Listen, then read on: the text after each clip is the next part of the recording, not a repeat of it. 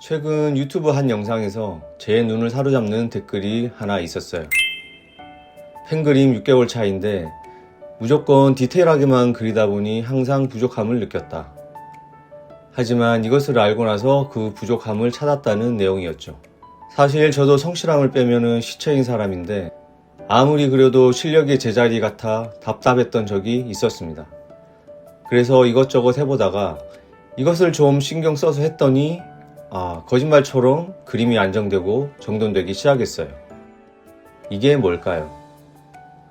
바로 구도입니다. 그런데 이렇게 많은 구도를 다 알아야 할까요? 사실 알면 도움이 되긴 하지만 모르셔도 그림 그리는데 지장이 없다고 개인적으로 생각합니다. 그런데 이 모든 것을 아우를 수 있는 아주 중요한 구도가 하나 있어요. 이것 하나만 확실히 알아도 아마 그림이 달라지실 거예요. 그 방법은 바로 3분할법입니다. 우선 3분할법이 뭔지에 대해서 설명을 한번 드려볼게요. 자, 여기 하얀 사각형 화면이 있습니다.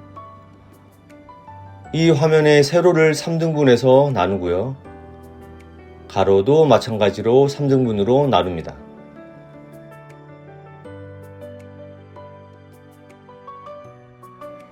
그럼 총 4개의 선과 4개의 교차점이 생기게 되죠.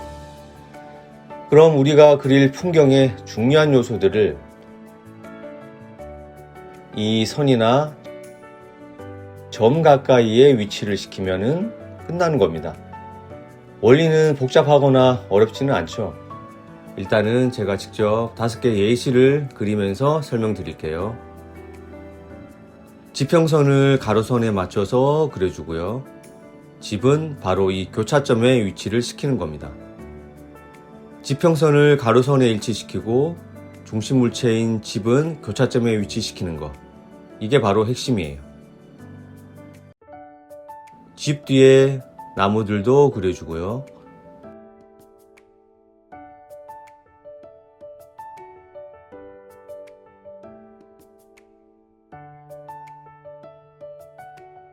집 앞에 큰 호수도 그려줍니다.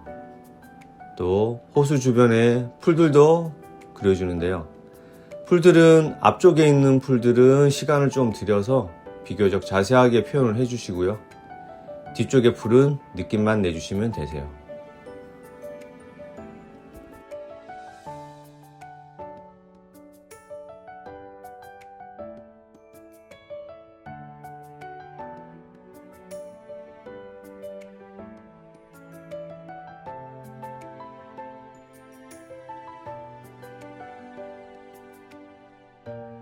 또 구름도 그려줍니다.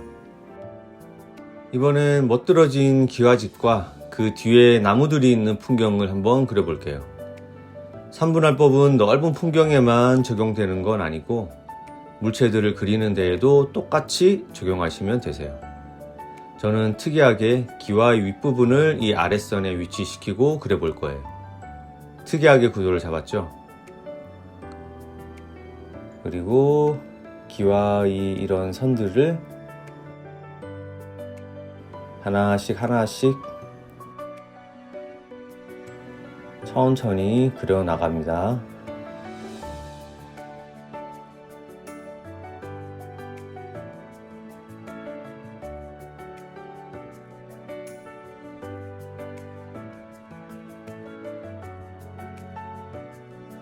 그리고 지붕 너머의 나무들을 그려주고요. 여러 그루의 나무를 그릴 때는 당황하지 마시고요. 형태를 잡고 어두운 부분부터 먼저 그려보시면 되세요. 좀 딴 이야기 같긴 한데 뭐든지 처음 시작하는 게 어렵잖아요. 저는 책상에 앉아서 펜을 드는 게 제일 힘든 것 같아요. 막상 그리면 또 집중해서 시간 가는지는 모르고 잘 그리게 되는데 그 가벼운 펜 잡기가 왜 그렇게 힘든지 말이죠. 그런데 그거 아세요? 5분만 일단 하게 되면 뇌가 알아서 지속하게 해준다고 하네요. 신기하죠? 그리고 생각해보면 정말 그런 것 같기도 하고요. 이 영상을 보시는 분들은 초보자분들이 많으시니까 이 영상 보시면서 5분만 한번 실천해 보세요.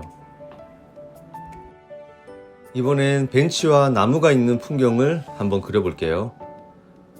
먼저 길을 이 선 부근에 그려주고요. 그리고 이 세로선 위치에 큰 나무를 그려줍니다.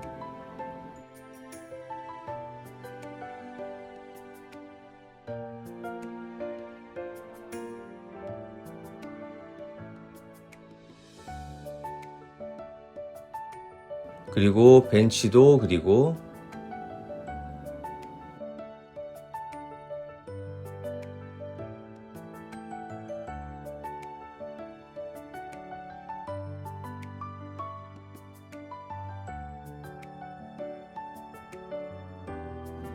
벤치 뒤쪽에 풀숲도 그려줍니다.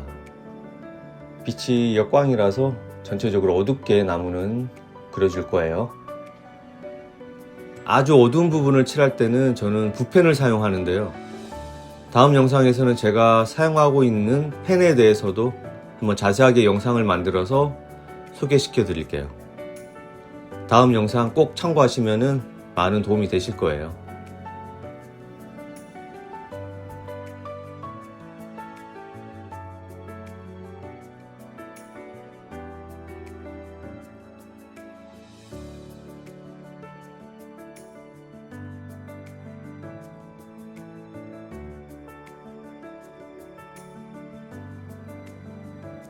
그리고 그림자도 그려줍니다.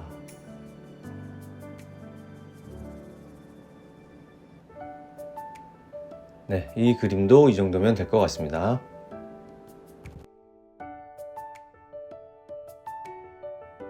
나머지 그림들도 똑같은 방식으로 빠르게 한번 그려볼게요.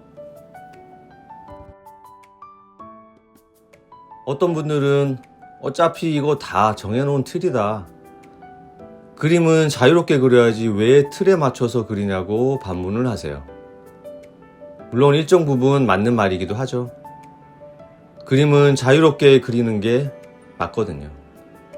하지만 우리가 노래를 부를 때 정박을 알아야 엇박을 맛깔나게 부를 수 있죠.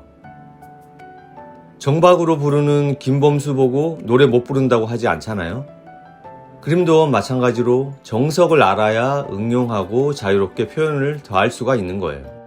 다시 말하면 구도 자체가 중요한 게 아니라 구도를 통해서 자신이 표현하고 싶은 것을 표현하는 게 중요하다는 뜻인 거죠. 그러니 이런 정석적인 방법은 기본으로 배워두시는 게 정말 많은 도움이 되실 거예요. 그리고 이 방법으로 그리면 좋은 점이 그림을 그려나가는 기준이 될 수 있다는 거예요. 우리가 어떤 일을 할 때 목표나 기준이 없으면 우왕좌왕 갈피를 못 잡잖아요.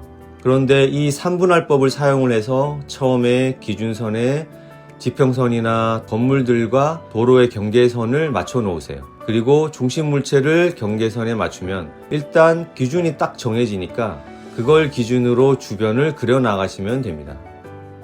이건 꿀팁인데요. 더 좋은 방법은 우리가 멋진 풍경을 봤을 때 와 하면서 사진을 먼저 찍잖아요. 그리고 그걸 보고 그림을 그리는데 사진을 먼저 3분할법으로 찍어 놓으면 고민 없이 그림 그리기가 훨씬 수월하겠죠. 이거 정말 유용하니까 꼭 한번 해보세요.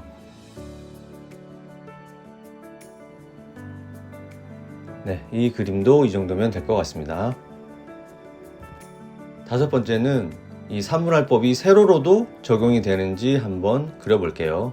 세로도 똑같은 방법으로 이것도 먼저 지평선을 3분할선 위치에 그려주고요. 그 교차점에 집을 그려줍니다.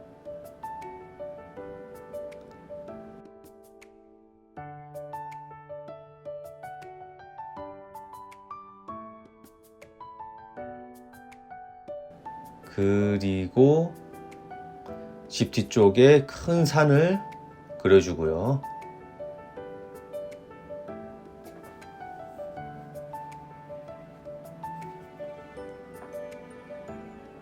산에 넓게 드리워진 그림자도 표현을 해줄게요.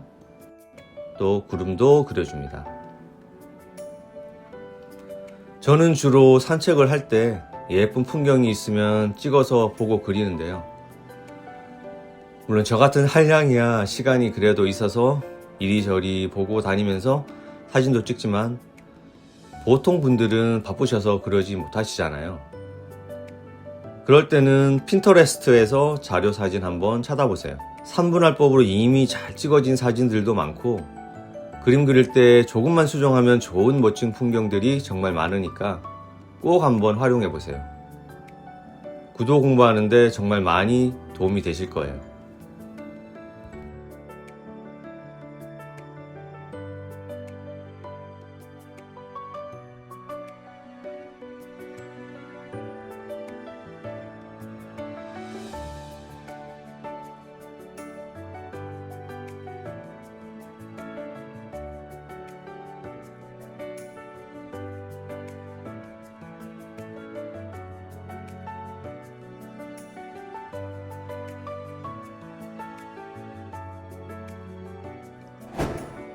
자, 산물할법에 대해서 직접 시연도 해드렸는데 어떠셨나요? 눈이 번쩍 떠지는 느낌이 안 드시나요? 간단한 그림이라도 이 방법을 한번 사용해 보세요.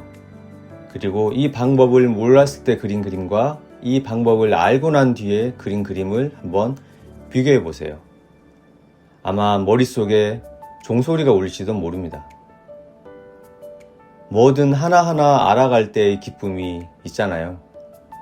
그리고 그걸 실천했을 때 눈으로 보이는 결과물에 대한 기쁨도 있고요. 아무리 쉬워도 해보는 것과 해보지 않는 것은 차이가 큽니다. 머릿속으로 말고 손으로 직접 그려보세요. 더 많은 정보를 알고 싶으시면 아래 고정 댓글을 확인하세요. 감사합니다.